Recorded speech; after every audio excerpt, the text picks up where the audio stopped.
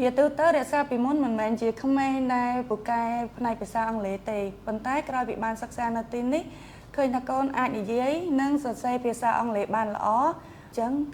នាងខ្ញុំគិតថារហណាអត់បានទេមានតែឲ្យកូនរៀននៅកន្លែងនេះបន្តទៀតលោកគ្រូ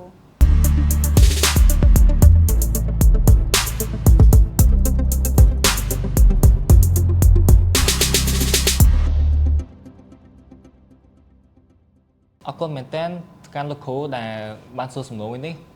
តាមពិតទៅខ្ញុំក៏ចង់និយាយពីចំណាប់អារម្មណ៍ខ្ញុំតិចតួចដែរជាដំបូងសូមអរគុណទៅកាន់ម៉ាក់ហើយប៉ាដែលបានឧបត្ថម្ភកូនរៀនដល់ចប់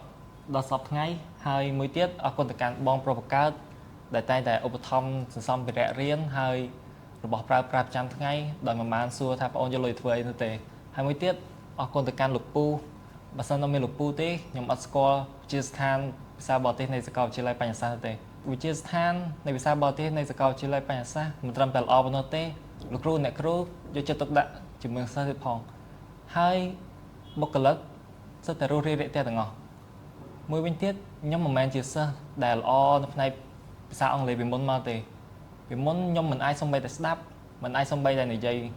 ប៉ុន្តែតាំងពីខ្ញុំរៀននៅសាកលវិទ្យាល័យបញ្ញាសាស្ត្រមកខ្ញុំមិនត្រឹមតែអាចស្ដាប់ហើយនិយាយនោះទេថែមទាំងអាចសរសេរហើយនឹងយល់យ៉ាងច្រើនអំពីភាសាបរទេសហើយដឹងពីអត្ថប្រយោជន៍នៃការចេះភាសាអង់គ្លេសទៀតផងហើយមួយវិញទៀតខ្ញុំលើកទឹកចិត្តទៅកាន់មិត្តភ័ក្តិទាំងអស់គ្នាឲ្យមកទទួលសញ្ញាបត្រនៅថ្ងៃទី19ខែកក្កដាខាងមុខនេះខ្ញុំអត់លើកទឹកចិត្តឲ្យគ្រាន់តែបានសញ្ញាបត្រមួយស្លឹកហើយយកទៅទុកនៅផ្ទះទេចង់ឲ្យមកស្គាល់ពីកម្មវិធីទទួលសញ្ញាបត្រហ្នឹងគេរៀបចំមិនទៀតផងនាងខ្ញុំពិតជាសប្បាយរីករាយមែនទែនដែលកូនបានរៀនបញ្ចប់នៅវិទ្យាស្ថានភាសាអង់គ្លេសនៃសាកលវិទ្យាល័យបញ្ញាសាស្ត្រកម្ពុជាហើយលទ្ធផលដែលទទួលបានវាលើសពីការរំពឹងទុកជាទូទៅរក្សាពីមុនមិនមែនជាក្មេងដែលពូកែផ្នែកភាសាអង់គ្លេសទេប៉ុន្តែក្រោយពីបានសិក្សានៅទីនេះឃើញថាកូនអាចនិយាយនិងសរសេរភាសាអង់គ្លេសបានល្អ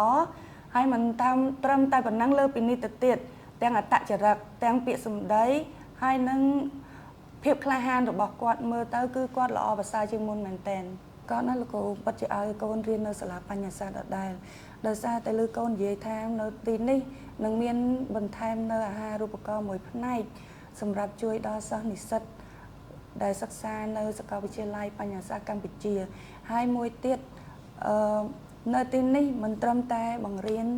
បានទាំងចំណេះជំនាញទេថែមទាំងអប់រំទាំងចិត្តគំនិតរបស់គាត់បានទៀតអញ្ចឹងនាងខ្ញុំគិតថារហណាអត់បានទេមានតែឲ្យកូនរៀននៅកន្លែងនេះបន្តទៀតលោកគ្រូនាងខ្ញុំក៏សូមជម្រាបជូនដល់អាណាព្យាបាលមាតាបិតាទាំងអស់ដែលមានកូនចង់រៀនថ្នាក់ភាសាអង់គ្លេសសូមអញ្ជើញមកចុះឈ្មោះចូលរៀននៅវិទ្យាស្ថានភាសាបរទេសនៃសាកលវិទ្យាល័យបញ្ញាសាស្ត្រកម្ពុជាព្រោះនៅទីនេះយើងនឹងអាចរកឃើញអ្វីល្អនៅក្នុងខ្លួនកូនជាច្រើនដែលយើងដែលកន្លងមកយើងមិនដែលដឹងបានទាំងចំណេះភាសាអង់គ្លេសបានទាំងជំនាញនៅក្នុងខ្លួន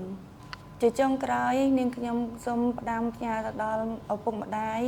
និងអាណាព្យាបាលគ្រប់រូបដែលមានកូនរៀននៅវិទ្យាស្ថានភាសាបរទេសនៃសាកលវិទ្យាល័យបញ្ញាសាស្ត្រកម្ពុជាសូមអញ្ជើញមកចូលរួមនៅថ្ងៃដែលកូនទទួលសញ្ញាបត្របញ្ចប់ការសិក្សា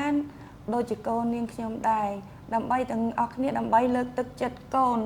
នៅការខំប្រឹងប្រែងរបស់កូនហើយថ្ងៃនេះជាថ្ងៃបញ្ចប់អញ្ចឹងយើងទាំងអស់គ្នាអញ្ជើញចូលរួមទាំងអស់គ្នាដូចជាខ្ញុំ